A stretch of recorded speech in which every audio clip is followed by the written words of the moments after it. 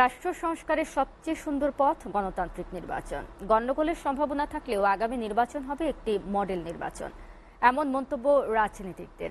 অর্থনৈতিক মুক্তি, অপরাধীর বিচার ও গণতন্ত্র প্রতিষ্ঠার বিরুদ্ধে সকল ষড়যন্ত্র রুখে দেওয়া হবে বলেও জানান তারা। রাজধানীতে আলাদা অনুষ্ঠানে এসব কথা বলেন তারা। বিস্তারিত দেখুন তাশফিক সঞ্চয়ের প্রতিবেদনে। 5 আগস্ট জুলাই ঘোষণাপত্র পাঠের পর থেকে দেশের রাজনীতি অনেকটাই নির্বাচনমুখী। শুক্রবার সকালে জাতীয় প্রেস ক্লাবে বিভিন্ন অনুষ্ঠানে যোগ দেন ফেব্রুয়ারিতে নির্বাচনের পক্ষে থাকা দলগুলোর নেতারা। সেখানে নির্বাচন ও সমসাময়িক বিষয় নিয়ে কথা বলেন তারা। এই নির্বাচনকে বিগত সরকারের আমলে পাচার হওয়া টাকা দেশে ফেরত আনতে বর্তমান সরকারকে উদ্যোগী হওয়ার তাগিদ দেন বিএনপি নেতা জয়নুল আবদিন ফারুক। কিন্তু আমার দল আপনার কাছে একটা বিষয় স্পষ্ট জানতে চেয়েছে যে আপনার ক্ষমতাসীন আমলে হাসিনার বিচার এবং লুট করা সকল অর্থ আনার কোন ব্যবস্থা আপনি করেছেন। এখন সকল রাজনৈতিক দল যারা হাসিনা বিরোধী আন্দোলন করেছেন তাদের সহায়তায় আমরা হাসিনাকে বিদায় করেছি।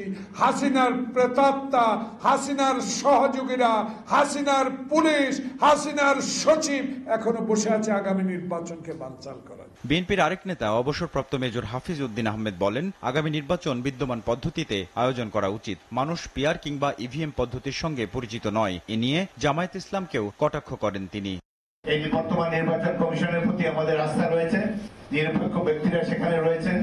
আমরা আশা করব যে একটি সুষ্ঠু নির্বাচনের মাধ্যমে গণরায় প্রতিফলিত হবে। কিন্তু এই একটি বছর অতিক্রান্ত হলো, পুলিশ বাহিনীর মধ্যে কোনো সংস্কার করা হয়নি এবং এই বাহিনী সঠিকভাবে একটি নির্বাচন করতে পারবে কিনা এই নিয়ে জনমনে সন্দেহ রয়েছে। নির্বাচনের আগে কিন্তু দেশে অনেক গন্ডগোল হবে।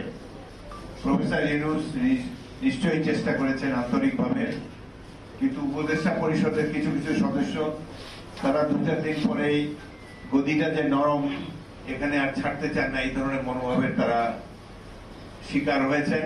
এছাড়াও রাষ্ট্র সংস্কারের সবচেয়ে ভালো পথ নির্বাচন। তবে মানুষের আকাঙ্ক্ষা ধারণ করে রাজনীতিকদের পরিবর্তন হওয়ার প্রয়োজনীয়তা দেখেন গণসংহতি আন্দোলনের প্রধান সমন্বয়ক জুনায়েদ সাকি। অন্যদিকে ঘোষণাপত্রে গুরুত্বপূর্ণ অনেক বিষয় আড়াল করে মন গড়া কিছু বিষয় চাপিয়ে দেওয়া হয়েছে বলে মন্তব্য গণ অধিকার পরিষদের সভাপতি নুরুল হক নূরের।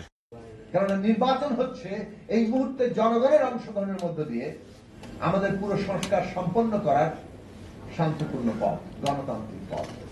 সেই কারণে নির্বাচনটা সংস্কার সম্পন্ন করার জন্য অপরিহার্য।